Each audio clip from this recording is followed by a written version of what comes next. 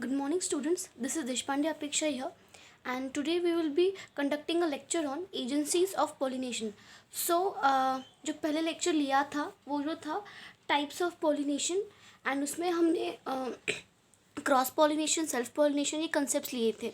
So today we will be taking agencies of pollination. So I'll do one thing. I'll read the definition for you. In pollination process, the non-motile pollen grains. अभी आप मुझे बोलो, मैंने आपको बताया था कि जो क्लास में देखो मैंने आपको एक चीज़ बताया था, डायग्राम दिखाया था. पोलन ग्रेन्स का जो स्ट्रक्चर होता है, इंटाइन एक्साइन, याद है? तो ये जो है हमारा एक्साइन, ये जो है हमारा इंटाइन. ओके, अंदर का सेक्शन. तो इसमें से कोई विंग जैसा स्ट्रक्चर है, मतलब ऐसे कोई मैंने से क्लास में विंग जैसे बड़े बड़े विंग्स दिखाए थे, मतलब जो मतलब हिल सकते हैं, लोकोमोट हो सकते हैं, ऐसे कुछ नहीं दिखाया था. तो ये जो लाइन है वो क्या कह रहा है कि in pollination process the non motile pollen grains, मतलब एक तो पोलन ग्रेन्स क्या है, नॉन मोटाइल, उनके पास ना कोई विंग है ना कोई लोकोमोटरी ऑर्गन है, जैसे सीलिया वगैरह होता है, तो ऐसा कुछ नहीं है इनके पास. Are required to be transferred from anther to the stigma of flower. अभी देखो, एंथर मैंने आपको बताया था उस दिन, मैंने आपको ये उसी दिन का है, ये जो मैंने एंथर वाला पार्ट बताया था. एंथर से ये जो स्टिग्मा होता है, या तो किसी और प्लांट का भी स्टिग्मा हो सकता है, फ्लावर का. तो यहाँ से वहाँ जाने के लिए उसको कुछ ना कुछ एजेंसीज़ का ज़रूरत पड़ेगा. एंड वो जो एजेंसीज़ है वो आज हम देखेंगे. For this purpose plants have to be depend upon certain external carriers. मतलब ये पर्पस, मतलब यहाँ से वहाँ एंथर से स्टिग्मा तक जाने के लिए उसको किसी के ऊपर डिपेंडेंट रहना पड़ेगा, तो वो है agencies. Such carriers are described या तो are known as agencies of pollination और पॉलिनेटिंग एजेंट्स. एंड अभी वो जो पॉलिनेटिंग एजेंट्स जो है, they are describe into two categories. One is abiotic agent and second one is biotic agents. So आपको मतलब क्या, जैसे नॉन लिविंग थिंग्स होता है उसका हम अबायोटिक बोलते हैं. एंड बायोटिक मतलब जो लिविंग है, जिन लोगों मतलब लिविंग फैक्टर्स सारे, जैसे मतलब सांस ले सक रहे हैं या तो मतलब वो हिल सक रहे हैं वगैरह, मतलब जो बायोटिक एजेंट्स है, तो वो सारे क्या है अभी हम देखेंगे. अबायोटिक एजेंट्स मतलब क्या, these are the non-living or physical factors, okay, like winds और water. मतलब आपको पता है wind और water क्या है, अबायोटिक फैक्टर है, which help in transfer of pollen grains. मतलब वो pollen grains ट्रांसफ़र करने के लिए हेल्प करेगा. from where, from anther to the stigma of flower. तो ये हमारे जो क्या बोलते हैं, विंड और वाटर है, वो हेल्प करेंगे पोलन ग्रेन को ट्रांसफ़र कराने के लिए from anther to the stigma. And second we have biotic agents. These are the living organisms like insects, birds, bats etcetera which help in transfer of pollen grains. मतलब ये जो ऐसे कोई देखो मैंने बताया था इंसेक्ट्स मतलब हनी बी वगैरह हो गया, तो वो भी क्या करेगा, एक फ्लावर से सेकेंड फ्लावर पे जब जाएगा तो यहाँ से वहाँ वो अपने पोलन ग्रेन्स कैरी करेगा. तो मतलब वो एक टाइप का क्या हो गया, बायोटिक एजेंट हो गया इंसेक्ट. उसके बाद बर्ड्स भी पता है आपको, स्मॉल बर्ड से humming bird is the smallest bird, humming bird वगैरह, या मतलब और बहुत सारे बर्ड्स होते हैं. या आप पिजन का भी एग्जांपल ले सकते हो, पिजन हो गया या फिर स्पैरो, बहुत सारे हैं. तो वो क्या करते हैं, यहाँ से वहाँ जब जाते हैं, ये फ्लावर से वो फ्लावर से जब जाते हैं खाने के लिए, तब उनके बॉडी पे है ना सारे पोलन ग्रेन्स लग जाते हैं. तो वो एक प्रकार से क्या कर रहे हैं, तो एक प्रकार से पोलिनेशन करवा रहे हैं. Then we have bats. कुछ फ्लावर्स जो होते हैं ना, जो नाइट के at the night time they bloom. So for that purpose ना, जो नॉक्चर्नल मतलब जो रात के जो घूमते हैं, नॉक्चर्नल एनिमल्स रिक्वायर्ड, तो वो अपना काम करेंगे, रात में यहाँ से वहाँ जाएंगे तो पोलन ग्रेन्स लेके जाएंगे, which helps in transfer of pollen grains. तो आई होप आपको बायोटिक एजेंट्स और अबायोटिक एजेंट्स समझ में आया हो. सो सेकेंड, अभी ये जो है on the basis of agents involved, pollination is of following types. देखो, अगर आपको पेपर में ऐसा क्वेश्चन आया कि what is pollination, explain the types. तो टाइप्स मैंने बताया था, सेल्फ और क्रॉस के बारे में बताना है आपको. एंड अगर आपको ये क्वेश्चन आया, explain pollination and agencies of pollination, अगर ये टाइप का क्वेश्चन आया है ना, तो ये वाला जो डेफिनेशन है इधर वाला, आप लोग इतना ही लिखो, 3 points are more than sufficient. And उसके बाद ना डायरेक्टली लिखो the agencies of pollination are given below. Given below के बाद है ना डायरेक्टली यहाँ से आंसर स्टार्ट करना, एनिमोफिली, हाइड्रोफिली वगैरह, तो वो आप करोगे तो वही ईजी रहेगा. तो अभी हम जो एजेंट है, जो फर्स्ट एजेंट है, उसको हम बोलेंगे एनिमोफिली। देखो anemo it's like a Greek word, and what's the meaning of it? Anemo मतलब विंड, एंड फिली मतलब लविंग और अट्रैक्टिंग। तो मतलब ये जो एनिमोफिली है, इसमें क्या होगा कि विंड इन्वॉल्व होगा पोलिनेशन कराने के लिए। तो यहाँ पे क्या लिखा है? The transfer of pollen grains through wind is called anemophilous, या फिर is known as anemophily. Okay, the the wind the wind pollinated plants are called anemophilous plants। And जो प्लांट विंड के ऊपर डिपेंडेड है कि बाबा वो हमारा पॉलिनेशन करवाएंगे, तो वो प्लांट्स को हम क्या बोल रहे हैं? तो एनिमोफिलस प्लांट्स बोलते हैं। Then we have third point है, the pollen grains of anemophily plants are light in weight so that they transfer easily by wind. मतलब इसका मीनिंग क्या है कि जो अभी मतलब मैंने आपको बताया था कि जो आप एंथर के अंदर पोलन ग्रेन्स होने वाले, तो वो पोलन ग्रेन्स लाइट वेट होता है। अभी आपको पता है विंड मतलब क्या होता है? जो हल्की हल्की चीज़ें होती है वो विंड में जल्दी उड़ जाती है। तो अभी पॉलिनेशन कौन कराने वाला है? विंड कराने वाला है। तो पहली बात तो जो पोलन ग्रेन्स चाहिए उनका वेट कम होना चाहिए, उसके बाद ही वो इजीली पॉलिनेशन हो जाएगा। तो यहाँ पर क्या बोल रहे हैं, जो एनिमोफिलस जो प्लांट्स होते हैं, एनिमोफिलस प्लांट्स, उनके पोलन ग्रेन्स लाइट वेट होते हैं ताकि वो ईजिली माइग्रेट हो जाए या मूव हो जाए।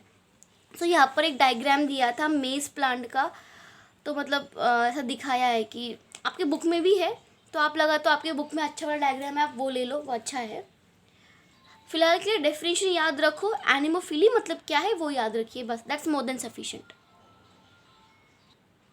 अभी जो हमारा सेकेंड टाइप का जो एजेंट है दैट इज़ वाटर, तो उसको हम बोलेंगे हाइड्रोफिली।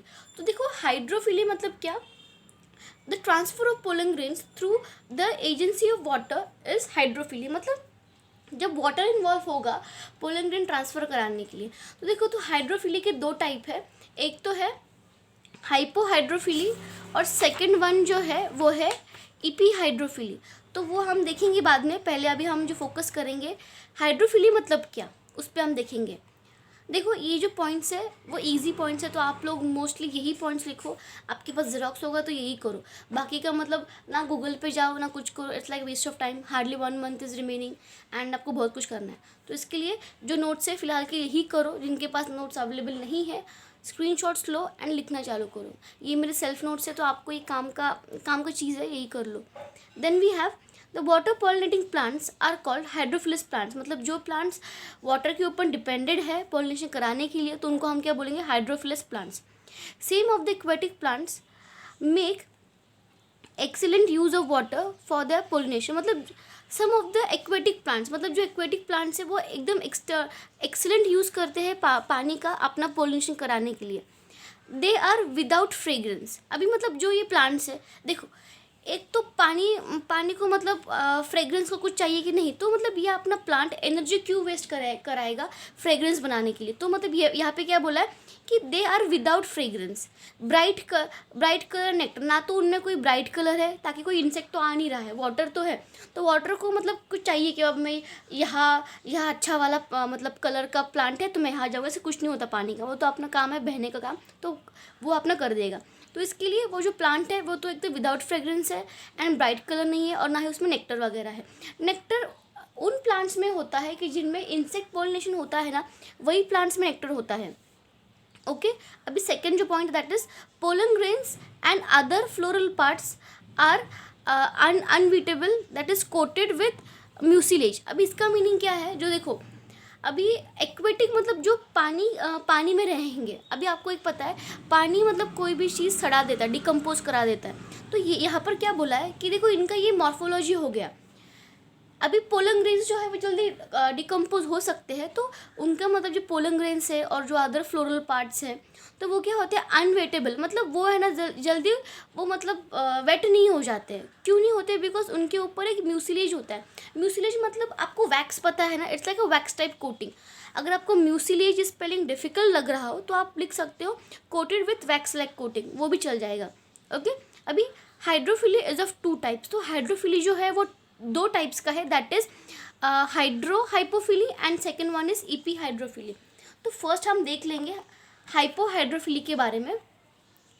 देखो, अगर अपने पेपर में है ना ये जो हाइड्रोफिली के बारे में यहाँ पर मैंने 6 पॉइंट दिया है, 6 में से अगर आपने यहाँ पे 3 पॉइंट्स भी कोई भी याद रखा, that also it's like more than sufficient, वही कर दो, वो चले जाएगा। अभी हम जाएंगे हाइपोहाइड्रोफिली की तरफ। तो देखो, pollination with the help of water takes place below the water surface in the hydrophytes bearing submerged female flower। अभी हाइपो एंड ईपी का क्या मतलब अभी हम देखेंगे। तो स्टूडेंट्स, मैं आपको देखो एक सिंपल एक बताती हूँ, हाइपो एंड हाइड्रो में क्या, ईपी में क्या डिफरेंस है। अभी कंसिडर कर लो कि ये मतलब वाटर है, ये वाटर लेवल है मतलब, ओके। हाइपो मतलब ये जो हाइपोफिलस में क्या होता है, समझो अभी ये जो मेरा प्लांट है सबमर्ज्ड है, यहाँ पे एक वर्ड दिया है बेरिंग सबमर्ज फीमेल फ्लावर्स। मतलब क्या है सबमर्ज, मतलब आपको सबमरीन सबमर्ज सेम लाइक कुछ लॉजिक का बात है। जैसे आपको पता है सबमरीन जो होता है वो पानी के लेवल के नीचे से चलता है, तो यहाँ पर हम क्या बोल रहे हैं, वो जो फ्लावर है, ओके, तो वो फ्लावर क्या है, सबमर्ज्ड है, मतलब ऐसे ऐसे नीचे वो फ्लावर, मतलब समझो ये जो पानी का कोई लेवल है तो वो पूरा पानी के लेवल के नीचे है, सबमर्ज्ड है, तो इसको हम क्या बोलेंगे, एक टाइप से इसको हम बोलेंगे हाइपो, ओके, हाइपो। अभी इपीफिलस का क्या मीनिंग होता है, इपीफिली या इपीफिलस प्लांट का, तो वो जो मतलब वो जो प्लांट रहेगा या तो कोई भी फ्लावर रहेगा, उसका मतलब क्या रहेगा, जो भी मतलब फ्लोरल पार्ट है वो पानी के ऊपर के सरफेस पर रहेगा, उसको हम क्या बोलेंगे, ईपी। तो आई होप आपको डिफरेंस समझ में आएगा हाइपो एंड ईपी का। It's a very basic and easy difference, तो आप इजीली समझ जाओगे कि क्या डिफरेंस है। अभी देखो यहाँ पर एक सेकंड पॉइंट है, सच plants produce needle like pollen grains which without the exine. मतलब यहाँ क्या है कि वो जो प्लांट्स है ना प्रोड्यूस नीडल लाइक पोलन, मतलब उनका जो पोलन ग्रेन, देखो मैंने पोलन ग्रेन ऐसे पहले ऐसे दिखाया था, तो इनमें कैसे होता है, ऐसे नीडल जैसा, नीडल आपको पता ही है ऐसा ऐसा होता है नीडल, तो उनका जो पोलन ग्रेन है ऐसा दिखता है। तो यहाँ पर वही बोल रहे हैं कि उनका जो मतलब जो पोलन ग्रेन है वो नीडल जैसा है एंड विदाउट द एग्जाइन, मतलब जैसे मैंने यहाँ पे दिखाया था एग्जाइन जो स्पाइनी दिखाया था, तो वो उनके पास कुछ नहीं है वैसा। ये तो उनका मॉर्फोलॉजी हो गया। देखो हर एक प्लांट, हर एक animal, even we also are quite different from each other. तो यहाँ पर भी क्या है, कुछ कुछ प्लांट जो जिनका एडेप्टेशन अलग है, मतलब जिनका एनवायरनमेंट अलग है ना, तो उनका थोड़ा बहुत मॉर्फोलॉजी भी अलग अलग हो रहा है, ओके। तो देखो यहाँ पर एक पॉइंट दिया है, they bear same specific gravity as that of water, therefore they float below the water surface. मतलब उनका जो क्या बोले स्पेसिफिक ग्रेविटी है वो सेम एज वाटर है, मतलब जो वाटर का ग्रेविटी रहेगा वही उनका प्लांट का ग्रेविटी हो। थोड़ा फिजिक्स का कंसेप्ट है, थोड़ा सा रट लो फिर ये तो point. They bear same specific gravity, मतलब जो वाटर का ग्रेविटी है वही ग्रेविटी उनका प्लांट बॉडी का भी है या तो फ्लावर का भी है। देयरफॉर दे फ्लोट, इसकी वजह से वो क्या होते हैं, तो फ्लोट होते हैं, ओके।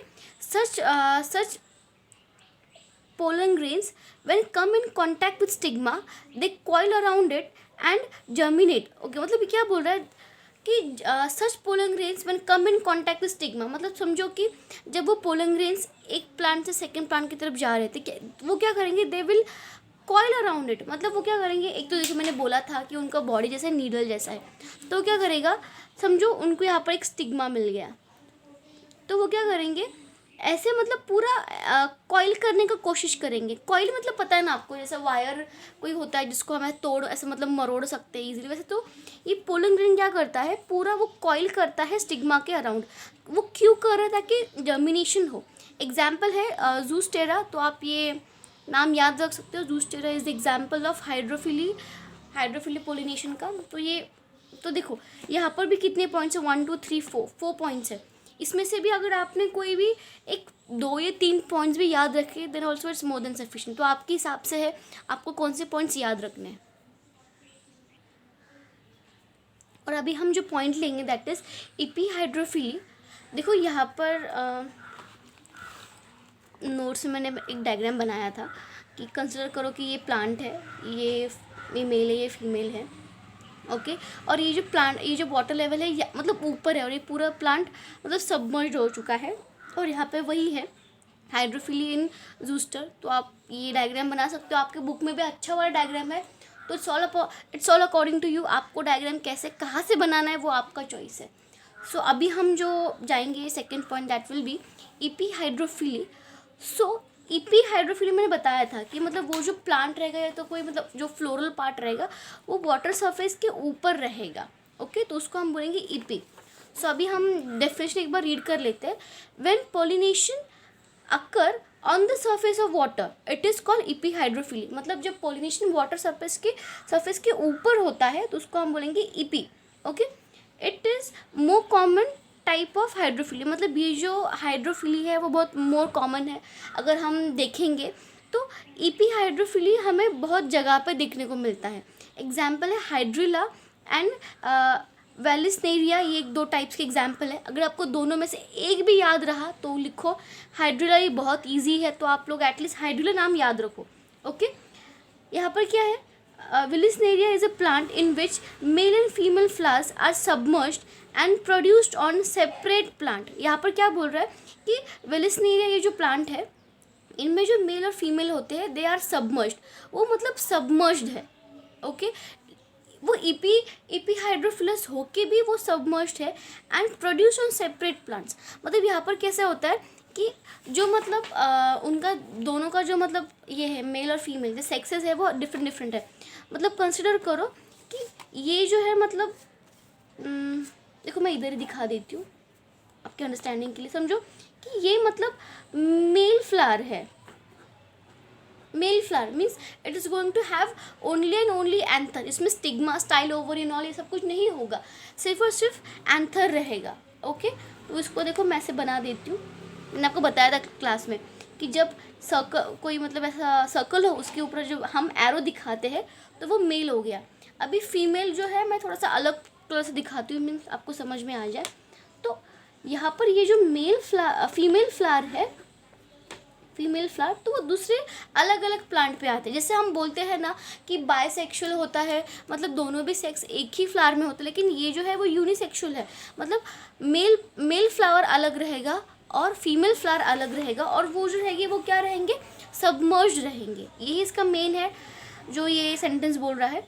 अभी सेकेंड पॉइंट है the male flowers around the female flowers.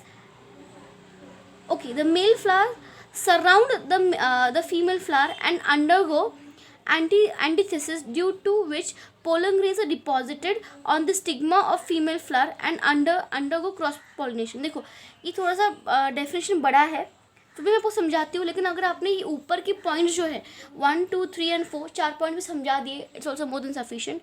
ये क्या बोल रहा है, the male flower surround the female flower. मतलब यहाँ पे क्या होता है कि ये जो मेल फ्लावर जो है समझो इसके ऐसा पूरा सराउंड, मतलब ऐसे इसको पूरा घेर लेगा अपनी तरफ। Okay, surround the female flower and undergo antithesis due to which pollen grains are deposit. मतलब ऐसे मतलब उसको जब घेर लेता है ना तो यहाँ के जो पोलन ग्रेन्स है वो यहाँ पर फीमेल का जो मतलब स्टाइल वगैरह जो स्टिग्मा वगैरह उस पर वो सारे गिर जाएंगे। Okay, are deposited on stigma of female flower and undergo cross pollination. तो इसकी वजह से क्या होता है, तो क्रॉस पॉलिनेशन होता है। सो आई होप आपको ईपी हाइड्रोफिलिस का भी समझ में आया होगा। ईपी एंड हाइपो में क्या डिफरेंस है, इतना याद रखो। ईपी मतलब जो सरफेस वाटर सरफेस के ऊपर जो होगे ग्रो उसको हम ईपी बोलेंगे ना। हाइपो मतलब क्या है, वाटर सरफेस के नीचे सबमर्ज तरीके से ग्रो होगे। ओके, इतना याद रखो, वही मोर देन सफिशिएंट है। अभी ये डायग्राम है वो तो आपके बुक में भी है, अगर आपको लगा डायग्राम बनाना है तो बना दो, लेकिन मेरा तो आपको यही रहेगा कि डायग्राम बना ही लो। बिकॉज आपके बोर्ड्स में क्या होता है, अगर आपने ढंग का डायग्राम बना भी दिया ना तो आपको मार्क्स मिल जाता है। तो आप कर ही लो, डायग्राम बना ही दो आपके बुक्स में, और अच्छे डायग्राम्स हैं। सो अभी हमारा जो थर्ड टाइप का एजेंट जो है उसको हम बोलेंगे एंटेमोफिली। अभी एंटेमो मतलब क्या है, एंटेमो का मतलब होता है इंसेक्ट। मतलब जिस पोलिनेशन में इंसेक्ट इन्वॉल्व हो उसको हम बोलेंगे एंटेमोफिली। ओके, तो डेफिनेशन क्या बोल रहा है, pollination through the agency of insect is called entomophily. या तो आप ये भी लिख सकते हो when the pollination is done with the help of insect is called entomophily and these plants are called entomophilous. मतलब जो प्लांट्स इंसेक्ट के ऊपर डिपेंडेड है पॉलिनेशन कराने के लिए, तो उनको हम बोलेंगे entomophilous plants. Okay, common insects which act as carrier in entomophily are moth, butterfly, beetles, flies, bees etcetera. देखो ऊपर का सेंटेंस अगर डिफिकल्ट लग रहा है तो आप लिख सकते हो एग्जाम्पल्स ऑफ एंटेमोफिली आर। तो क्या है, मॉथ है। देखो मॉथ जो होते हैं ना वो बटरफ्लाई की तरह दिखते हैं, लेकिन वो बटरफ्लाई होते नहीं हैं। पहली बात तो अब देखो कभी कभी जो सब बटरफ्लाई दिखता है आपको कि थोड़ा सा ब्लैकिश कलर का होता है या तो ब्राउनिश, डार्क ब्राउनिश कलर का, तो वो होते हैं मॉथ। बटरफ्लाईज तो आपको पता ही है, अच्छे हरे भरे कलर्स के होते हैं वो। बीटल्स तो पता ही है, बीटल्स वो देखो राइस में लग जाते हैं कीड़े, तो वो बीटल्स है। फ्लाइज तो पता ही है आपको, जैसे हनी बी भी एक टाइप से हो गया, और जो फ्लाइज जो घर में जो आती है तंग करती है फ्लाई, वो भी है हाउस फ्लाई। बीज तो पता ही है आपको, हनी बी एक्सेट्रा। तो वो सारे क्या है, एग्जाम्पल्स है एंटेमोफिली के। अभी जो हमारा थर्ड पॉइंट है दैट इज, देखो ये है, bees are most common agents and nearly 75 to 80% of total insect pollination is achieved with the help of bees। मतलब यहाँ पर क्या बोल रहे हैं, जो बीज होते हैं, जो हनी बीज होते हैं, अगर हमने एक ऐसा कैलकुलेशन देखा तो 75 to 80% जो बीज होते हैं वही इन्वॉल्व होते हैं इंसेक्ट पॉलिनेशन में। बाकियों का मतलब इतना हाथ नहीं होता है, बिकॉज देखो अगर आप देखेंगे तो देखो बटरफ्लाई का भी होता है, लेकिन ये जो मतलब फ्लाइज हो, हाउस फ्लाई वगैरह हो गए, तो हाउस फ्लाई तो पता ही है आपको, जो मतलब जो ऐसे गंदी चीज़ें होती है उस पर बैठता है, तो ये फ्लावर पे क्यों बैठेगा, तो यही इसका मीनिंग है। अभी देखो ये जो पॉइंट है, एंटेमोफिलस फ्लावर्स आर लार्ज, मतलब देखो पहले बताया था, अभी ये इंसेक्ट को जो है ना, प्लांट को अपनी तरफ अट्रैक्ट करना है, तो वो क्यों अपने कुछ खूबियाँ दिखाएगा। तो वो क्या दिखाएगा कि एक तो वो लार्ज रहेगा एंड अट्रैक्टिव, मतलब वो उसको अट्रैक्टिव होना ही पड़ेगा। अगर उसको इंसेक्ट को अपनी तरफ अट्रैक्ट करना है ना, तो वो उसको अट्रैक्टिव होना ही पड़ेगा। Then we have bright colour, उनका मतलब से देखो कुछ फ्लावर्स रेड कलर के होते हैं, पीले कलर के होते हैं, वाइट कलर के, मतलब अच्छे बड़े बड़े फ्लावर्स होते हैं ब्राइट कलर के, ताकि इंसेक्ट अट्रैक्ट हो। उनके पास एक प्लेजेंट फ्रेग्रेंस भी होता है, मतलब सुगंध बोलते हैं ना, वो भी उनके पास होता है। एंड नेक्टर तो मतलब होता ही है, ताकि देखो हनी बी क्यों आता है, एक तो उसका मेन काम क्या है कि नेक्टर चाहिए, हनी चाहिए, उसके लिए आता है, तो वो है। और एग्जाम्पल जो है एनिमोफिलस फ्लावर का एग्जाम्पल है सनफ्लावर, वो भी है। देखो यहाँ पर एक पॉइंट है, the pollen grains have spiny और रफ एग्जाइन। जैसे मैंने आपको बोला था, इधर भी एक डायग्राम दिखाया था, ये छोड़ो, ये मैंने ऐसे ही बताया था आपको, इधर का जो मैंने बताया है इतना वाला, तो मतलब इनका जो एग्जाइन है वो तो रफ रहेगा। देखो अगर वो रफ एंड स्पाइनी क्यों हो रहा है, स्पाइनी एंड रफ क्यों हो रहा है, कि समझो ये कोई मतलब समझो कि ये कोई हनी बी है, तो इसके बॉडी पे पोलन ग्रेन्स लगने हैं, तो अगर वो सॉफ्ट रहेंगे तो वो गिर जाएंगे, उसके बॉडी से गिर जाएंगे, इसके लिए वो क्या रहेंगे, स्पाइनी क्यों रहेंगे, ताकि उसके बॉडी पे लगे। इसके लिए उनका मॉर्फोलॉजी कैसा है, स्पाइनी और रफ। एंड क्या है, स्टिग्मा इज स्टिकी, स्टिग्मा कैसे रहेगा, स्टिकी रहेगा। एंड इसका यहाँ पे एग्जाम्पल है जैस्मिन, रोज़, कुछ भी ले सकते हो, जो भी, इवन आप हिबिस्कस का भी ले सकते हो। देखो जिन भी प्लांट्स में मतलब कोई भी प्लांट्स अगर उसके फ्लावर्स अच्छे ऐसे मतलब ब्राइट कलर्स के हो, रेड वगैरह कलर के हो, तो वो सारे क्या है, तो एनिमोफिलस फ्लावर्स है। तो आप एग्जाम्पल्स कुछ भी लिख सकते हो जो आपको पता है, इट्स ओके, लिख सकते हो। रोज़ वगैरह भी है, जैस्मिन है, लिली है, बहुत सारे हैं। ओके अभी हमारा फोर्थ टाइप का जो एजेंट है दैट इज ऑर्निथोफिली। अभी देखो ऑर्निथोफिली मतलब क्या, ornithophily is a type of pollination in which birds are involve.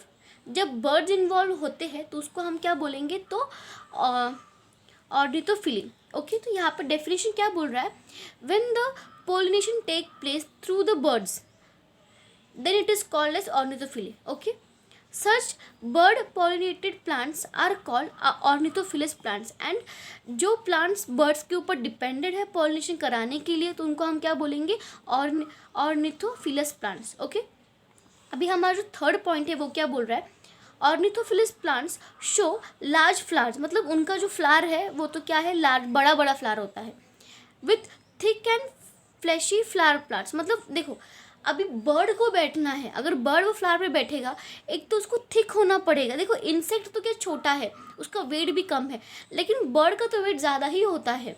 तो इसके लिए उसका मतलब जो फ्लावर का मॉर्फोलॉजी रहेगा, एक्सटर्नल कैरेक्टर जिसे हम बोलते हैं, वो थिक रहेगा एंड फ्लैशी होगा। फ्लैशी मतलब थोड़ा सा ऐसा मोटा रहेगा, वो फ्लैशी रहेगा। Flashy floral parts will be there. And क्या है, कोरोला इज ट्यूब्यूलर।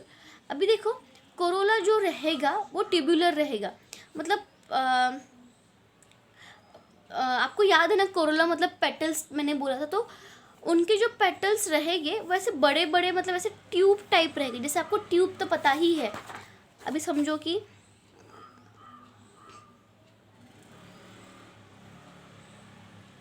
मतलब उनका जो कोरोला दिखता है और नीचे का तो आपको पता ही है, कैलेक्स वगैरह, तो वो नीचे का पार्ट हो, वो छोड़ो।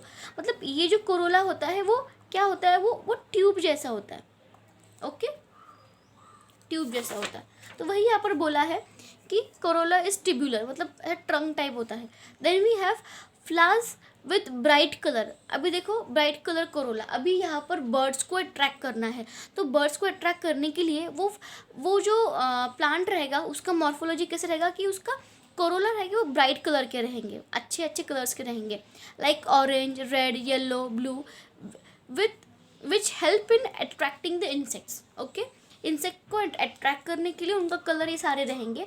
Then we have flowers lack fragrance, मतलब फ्लावर्स में देखो, फ्लावर्स में फ्रेग्रेंस नहीं रहेगा, because birds have poor sense of smell. देखो अगर बर्ड को अट्रैक्ट करना है, जैसे होता है ना कि किसी के लिए हम कुछ थोड़ा बहुत चेंजेस कराते हैं, समझो आपका कोई दोस्त अच्छा, आपका क्लासमेट है, आपका बेंच पार्टनर है, अगर उसको पसंद नहीं है कि आप ये ना करो, तो आप थोड़ा सा कोशिश करते हो ना कि आप भी वो चीज़ें अवॉइड करो, तो वैसे ही है। तो इनका मतलब क्या है, ये इतना इनमें इवोल्यूशन हो गया है ना कि ये जो मतलब प्लांट होता है, फ्लावर होता है, उसको पता है कि ये जो बर्ड है इसको मतलब मतलब क्या बोलते हैं, नेक्टर में कुछ ऐसा कुछ इंटरेस्ट नहीं है। उसका इंटरेस्ट कहाँ पे है कि कोरोला ब्राइट होना चाहिए। तो वो जो प्लांट है पूरा उसका एफर्ट जो है कोरोला ब्राइट कराने में लगा देता है। कोरोला मतलब पेटल्स को ब्राइट करने में लगा देता है। ओके, तो वही करता है। अभी ये जो फ्लावर्स लैक फ्रेग्रेंस, मतलब वो जो फ्लावर है उसमें फ्रेग्रेंस नहीं होगा, बिकॉज क्यों नहीं होगा, क्योंकि बर्ड्स में खुद वो क्षमता कम है सेंस करने का, कि मतलब सूंघने का सेंस कम है। मेरा हिंदी बहुत ही ख़राब हो गया है, so bear with me. Then example here we have that is bombax. तो ये एग्जाम्पल लिख लो, example bombax है। then we have bignonia is also the example of ornithophilus plant। Example लिखो, दो में से एटलीस्ट एक तो याद रखो।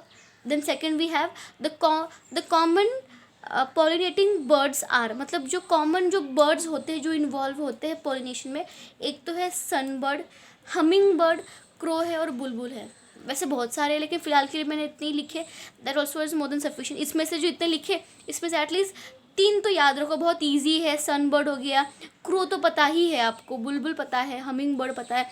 Humming bird is the smallest bird, वो सबसे स्मॉलेस्ट बर्ड होता है humming bird. So I hope आपको लेक्चर समझ में आया होगा। देखो तो पॉलिनेशन का हमारा हो चुका है पूरा चैप्टर, जो सब टॉपिक था पॉलिनेशन इन फ्लावर्स में।